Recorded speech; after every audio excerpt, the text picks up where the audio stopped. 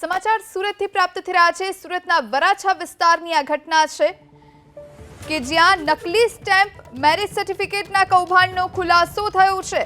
સુરતમાં નકલી નોટરી ઓફિસનો પર્દાફાશ થયો। સગીરે પિતરાઈ સાથે મળી અને આ કૌભાંડ આચર્યું। નકલી વકીલ અને તલાટી બની કૌભાંડ આચર્યાનો ખુલાસો થયો છે। કૌભાંડીઓ યુટ્યુબ પરથી સ્ટેમ્પ બનાવતા શીખ્યાનો ખુલાસો। વરાછા પોલીસે સગીર સાથે બેની ધરપકડ કરી છે। તો સુરતમાં નકલી નોટરી ઓફિસનો પર્દાફાશ થયો। 17 વર્ષનો આ સગીર અને 28 વર્ષના તેના પિતરાઈએ જાતે જ વકીલ અને તલાટી બની આ કૌભાંડ આચર્યું। યુટ્યુબ પર સ્ટેમ્પ પેપર બનાવતા શીખ્યા અને ત્યારબાદ મશીન મંગાવ્યું।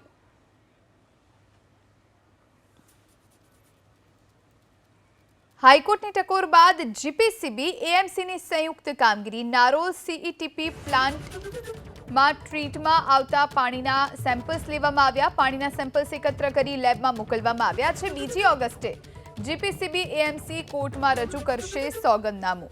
તો હાઈકોર્ટે ટકોર કરી હતી, ઝાટકણી કાઢી હતી અને ત્યારબાદ જીપીસીબી એએમસી આ સંયુક્ત કામગીરી કરી છે। પાણીના સેમ્પલ્સ એકત્ર કર્યા છે અને લેબમાં મોકલવામાં આવ્યા છે। હવે રિપોર્ટ આવશે અને ત્યારબાદ 2 ઓગસ્ટે જીપીસીબી એએમસી કોર્ટમાં સોગંદનામું રજૂ કરશે।